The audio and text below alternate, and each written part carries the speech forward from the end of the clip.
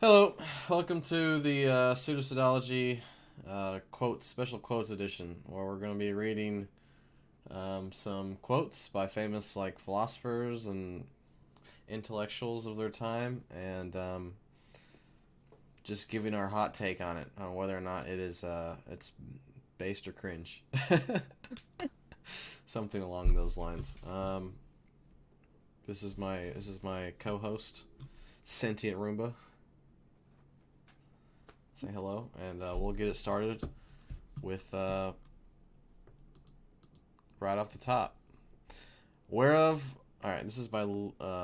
Actually, I'm not going to tell you who the quote is by. That will color the color what you say about it. I already know because we're biased. Okay, I have a special advantage because I can see who it's from. But all right, whereof one cannot speak, thereof one must be silent. Based or cringe? Based. It's based. Yeah, I agree. It's good old Wittgenstein. Um, We already talked a little bit about before this episode about how communication is bad, actually, which we agreed was the correct and based take. no, communication is goaded as long as you do it like Wittgenstein wanted you to do it. You have to figure out the game. You have to figure out the language game. But yeah, it's come up quite a bit in our podcast. All right, this one's a classic. I think, therefore I am. Cringe.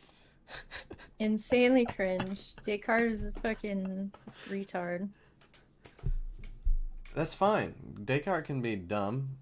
Not that all retards are dumb, but um, it's it's a pretty good. It's pretty based. I think, therefore I am. It's pretty based. I've got to say it. It's pretty based. It's definitely not. Also, let me take that back. Descartes is not a retard. Like he has some It's really pretty cool. good contributions to other fields of philosophy, but as far as the the whole consciousness thing and that quote specifically, it's retarded. It's no, it's I mean, and that's not even fucking quibbling about where he thought the fucking link between the material and the immaterial was in some fucking whatever part of the brain he said it was in. Accounting for the fact that they didn't know yet, I'm not Yeah, gonna hold that against him, but just the logic behind his it's reductionism to that solid. point is not solid. It's not at all. This proof is But golden. yeah, no. All right. We live in the best of all possible worlds. That's based. Uh, I think that's a nonsense statement, Yeah, it doesn't mean honestly. anything. I don't And think it means anything at all. Okay, this one's probably controversial. What is rational is actual, and what is actual is rational. yeah, that's so the problem with rationality, which I don't discount it as a useful tool because it's all we have to Yeah, try to kind of make sense of the world around us, but we have to be really careful not to put too much stock into it because our rationality more so and as well as our perceptions are still based on our corporeal experience of the world, which is not veridical. It is not accurate to what's actually around us. It's yep. only what has been advantageous. And the way the limits of our rationality itself is based on our material existence and conditions. So while it's so the critique people have of psychology is what's the word? Folk psychology. All psychology is folk psychology, first of all. And it's you're looking at what people are doing and making generalizations about their behavior, and it's not like it's useful, but it's not scientific, quote unquote.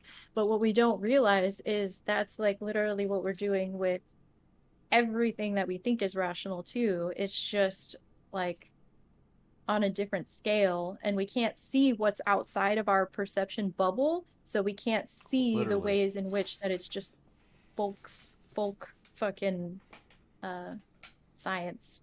Like we're Yeah. doing folk science. Yeah. That's what it all is. And So under the guise of rationality, that's put on a pedestal. But because I mean, reason is king, but that's the problem. Like reason that's also the problem that it creates. Reason doesn't mean, like we talked about before I started recording. Reason does not mean you're right in any stretch of the imagination. There's many reasonable and rational things that are completely bullshit. Yeah, I'm gonna say cringe. Seen cringe? cringe. Cringe. Sorry, Hegel. Oh Um, yeah, would have known it was cringe. um,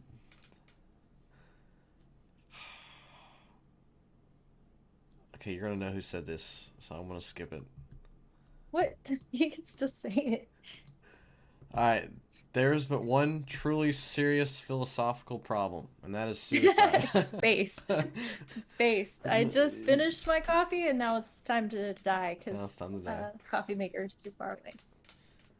Talk No, about like folk philosophy, like Camus' King. I like what I've read of Camus, but I like it. That's it. I don't think it's anything that is super special.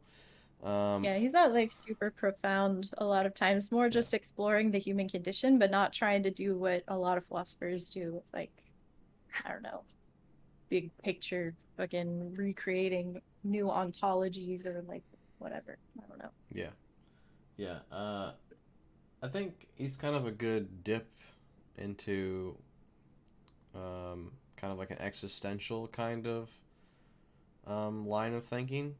If you've never like really thought about that past, Yeah. I guess I feel like most people don't think about that. I think I remember reading The Stranger and it like made me feel weird.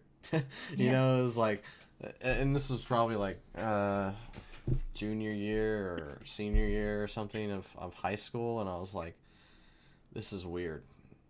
But not in like a strange way, but like it made me feel weird. It made me feel Yeah. strange, you know, like I Like think existentialism for beginners. yeah, I think it's definitely a good dip in the pool. Um and a very And you angsty graduate. pool. Yeah. And you graduate to like maybe some Sartre and de Beauvoir, and then you like realize that they're just regurgitating Nietzsche, and then you realize that uh, Kierkegaard's the best one of all of them. Kierkegaard is the best one of all. Yeah. I don't know. Nietzsche is pretty fucking base too. I don't see them as, even though Yeah. they're both kind of considered existentialists, although Kierkegaard would not consider like what he was doing existentialism. They're very fucking different. Like Mhm. I don't think that the two are comparable. Mhm. All But right. Based. To be is to be perceived. true, Yeah. super based. Super Yeah, based. That's like big fan. that's another reason why communication is actually super bad in relationships because the desire of the other is like the thing that sustains like attraction and especially like passion in a relationship because you don't desire the person, you desire like your idea of the person, right?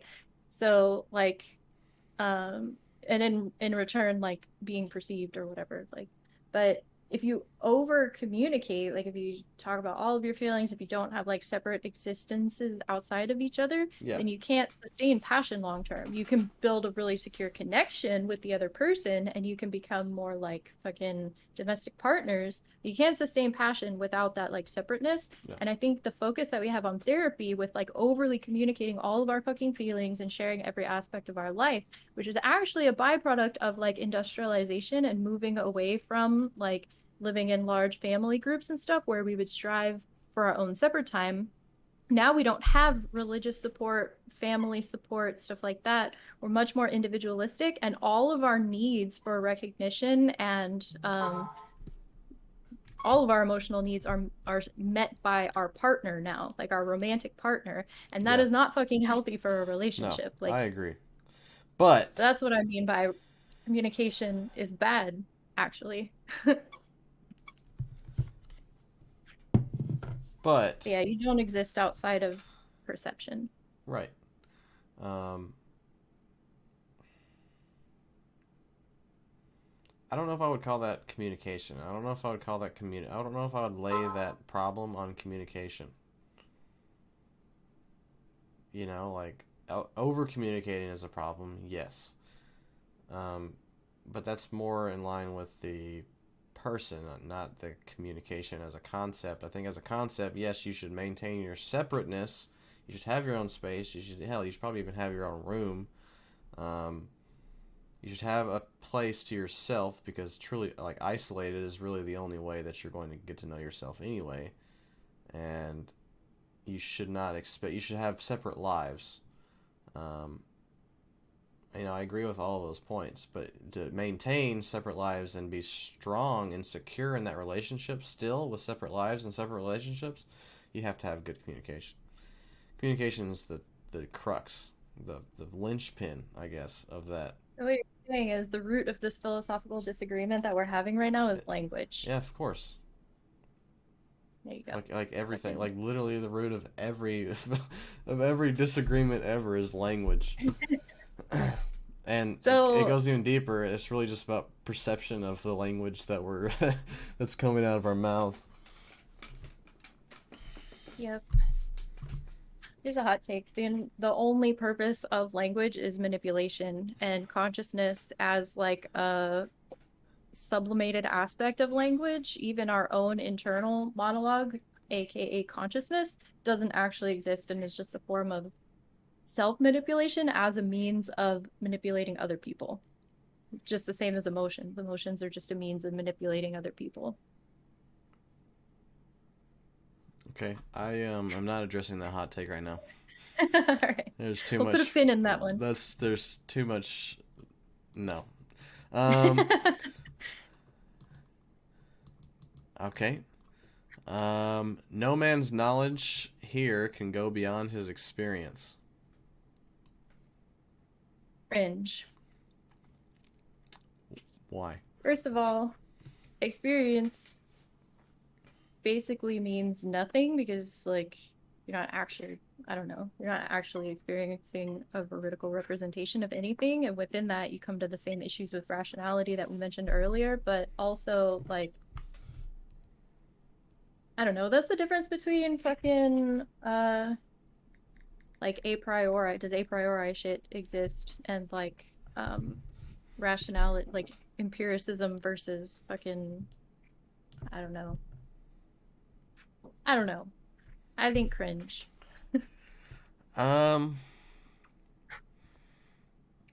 I think it's nuanced. I think it kind of depends on once again, what you're talking about, like what kind of definitions you're working with here. I think, at least as far as what I know, my knowledge and the knowledge of like traditions that I'm interested in, the kind of knowledge that I value is direct experience, like knowledge gleaned from direct experience, firsthand experience, right? I think Yeah. there's I something to mean, be said for that. I agree. Like, I do tend towards empiricist thinking. I think, like, Hume got it right, though, with, like, the skeptical empiricism. I think that that's, like, from a practical perspective, like, that's the best we can do. So it's not that I'm not an empiricist. It's just, like, I think sweeping claims like that are more dangerous than the alternative. Like, I think that it's better that we're less sure of it, even while still acting like we are sure of it. Mm. I don't know. Yeah. And then I'm like an epistemological anarchist too, and I think that like all of the crazy, wild, out there, pseudosciency whatevers should be given the opportunity to fucking be explored and work themselves out too, because you never fucking know, man. Like we could discover a whole different fucking thing that goes in a wildly different direction than what we think is based on rational experience, what we think shit is, which we do all the time. It's fair. So It's fair. you just gotta be careful. Caution. Okay. Um. Let's see here. What's a good one? We've talked about this in our first episode, and I think second episode. If God did not exist, it would be necessary to invent him. Absolutely. based. 100%. And then like the death of God is a lamentable fucking uh which brings up like Jordan Peterson again weirdly. But I think that there is something to be said about like if you're looking at it only from a practical perspective and like what brings the greatest human happiness, makes like more functioning societies, which is a legitimately debatable goal, whether or not you want that. But like having, which we've talked about before, having like a monomyth or like some kind of like not postmodern neo-Marxist fucking whatever, like having a god has a lot of fucking benefits. Yeah. So, Yeah, yeah. and in Hinduism, it's just a higher God is personal God, and it's a higher ideal, right? It's whatever dye you need to dip your cloth in order to like soak it in goodness, so to speak, right? Yeah. Now our fucking god is science, rationalism, and humanism, which are all pretty fucking gay in They're my all opinion. they're all well, yeah, they're all super cringe, super cringe. Granted, all of them are necessary, but super cringe. Um, Oh. let's see here.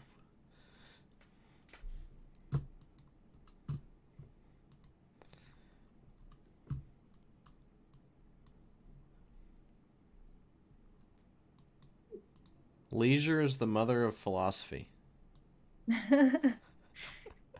um, We have too much I time to sit around and think. I think that's kind of true. Yeah.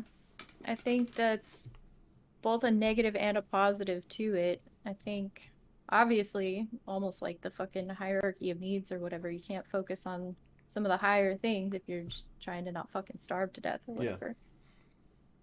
I think that it's like a there's like a there's like a perfect spot though. Okay, so this is actually an interesting take kind of. Okay. So if you're too concerned with survival, you don't have time to think about some of the stuff. But if you're like too unconcerned with survival, then your shit just gets like superfluous and useless and fucking asinine and whatever. Like, I think we've gone too far to that other extreme because there's something to be said for like Bataille talking about like limit experiences and whatever. A lot of the best philosophers that I've met or best thinkers have had some kind of limit experience that like took them more so out of the simulacrum because we exist in a world now where we're so far removed from the material conditions around us. Like there's a buffer, right? Yeah. And we can have all of these conversations about all of this shit, and we can like put shit on top of shit and just get like really obtuse with our philosophical reasoning and language, which has always been the leisure class that just fucking goes ham on that shit. But like, it's it's only when you're like confronted with fucking death or like something really serious, which if you look at a lot of really good philosophers, they had some fucked up shit in their life, but like even more modern, it's like people lose perspective. So you need to have the perfect balance there where you have enough leisure that you have time to think, but you also need to still have some fucked up shit happen to you or like Yeah. something. Yeah. So that's an interesting. You said limit experience. I've never heard of that. Can Yeah. you explain more about that? Because it sounds awfully like, because like in um, Hinduism and Buddhism, for example, both of them require enlightenment, so to speak, aka really just clarity and the resolve to carry forward in practice. Basically, comes after disillusionment, and whenever you in whenever you come, I don't want to say noumena, but whenever you come as close to the material conditions around you as you possibly can come, right? Um, and even if it's just like for a brief moment, you have clarity. You have a moment of clarity, and then it's like, okay, bet. And like for the Buddha, for example, or at least Siddhartha Gautama was like suffering. Like he came face to face with death, old age, sickness, starvation, etc., etc., etc. Right? And then he came up with a great system. So yeah, what's this limited experience thing? I don't know that I could speak really intelligently on the That's fine. Yeah. nuances of it. Just it sounds pretty similar though, because I think that um, like the fasting and a lot of the things in Eastern religions, or even self flagellation or whatever in fucking, or like pain and stuff like that. When I think of limit experiences in the Bataille sense, it makes me think of the movie Hellraiser, but like um I don't know, just super extreme, like perspective changing suffering type of experiences. Yeah. Yeah, I like to think of that as like a disillusionment with the narrative, so to speak. Okay, last one, because these quote segments I want to keep relatively short. We can just make several of them and drop them in, drop them out, whatever. Okay. We are what we repeatedly do. Excellence, then, is not an act, but a habit. I like this. Yeah, So agreed. I like the idea that um your internal narrative of yourself, like I said earlier, is complete bullshit. It's only like used for the manipulation of others for that exact reason. Like you lie to yourself, you lie to everyone around you, your emotions enable you to lie better because it's just a giant game of fucking tit for tat, like game theory, fucking altruism, fucking communal living shit where like it's all trying to balance itself out. So our internal monologue, our relation to other people, like how we feel is all fake. Like the only kind of what you could consider reality when it like in this context is literally what you do. And I would question the habit thing because I don't necessarily think that like you can even, I guess in a Aristotelian sense, like cultivate the fucking golden mean or like the whatever as far as that type of ethics is concerned. Like I don't think that we actually can do that. So bringing habit into it kind of makes it sound like it's something that you can actively choose, like you're doing it on purpose. So I don't really agree with that part, but I think that like you have to measure the actual actions and not the intentions because it's just not real. Sure. And see, this is where we have a first hard disagreement because I completely disagree with you absolutely can cultivate it, even if it's not on purpose, right? Even if it's not an act of free will, um, some way or another, the not the qualifications, but the triggers, I guess, have been introduced to you, and your material body took it and reacted in a certain way that ended up being good for you, and made Yeah, I agree with that. and made it even.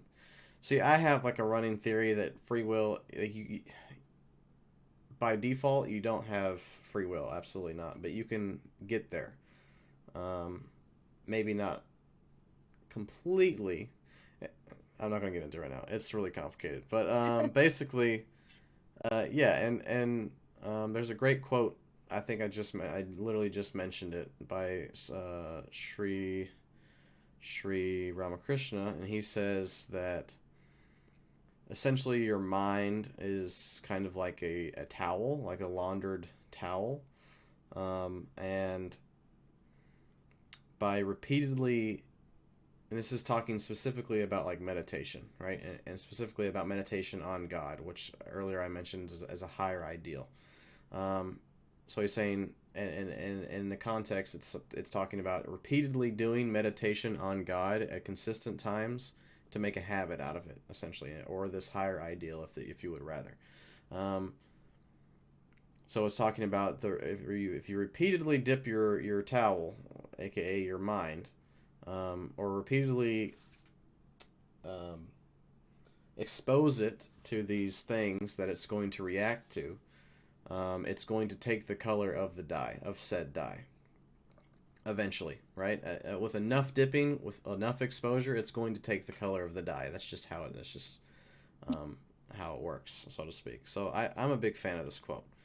Um, Yeah, the only thing wrong with that metaphor, like, is yes, the repeated dipping of a towel will take on the color of that, but where is the you in that? You said, like, who's controlling the dipping of the towel? um, so the You're the idea. towel. You're not the person dipping the towel. So actually, no and yes. So yeah, in Hindu philosophy or theology or whatever you want to call it, worldview, something. Um, You are not the doer. Not technically. A part of you is in the material world. Absolutely, you are the doer, and the self, the higher self, is also material, but it gets a little frosty. I don't know. Essentially, the idea is once you have that disillusionment and you come into clarity with something that's kind of outside of your ego, with the one that's dipping, or the towel, or that's dipping the towel, either one of those things, and you kind of get a glimpse into something else, and then that something else colors the ego and pushes it on towards other exposures that will make it react in better ways, sort of, so to speak. I guess if that's how you want to think about it. But you quite literally, yeah, you use the towel because that's your tool, it's your mind to change your mind. You have to work within the system. Yeah. You can't change it from without the system, but there's no reason why the system can't change itself if it gets a hold of the right meme. Yeah. I think that it's important to believe that. I would like to also believe that for obvious reasons. I don't know that I do.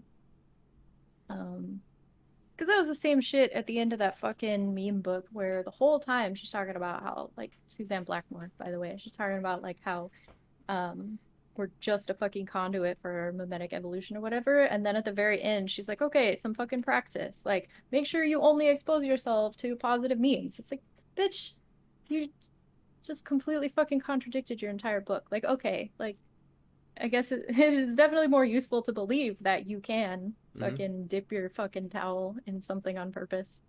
So Yeah, we'll go with that. yeah. You like you don't really have a choice in a certain manner of thinking, but you have like whenever. Oh man, I still don't want to get into it.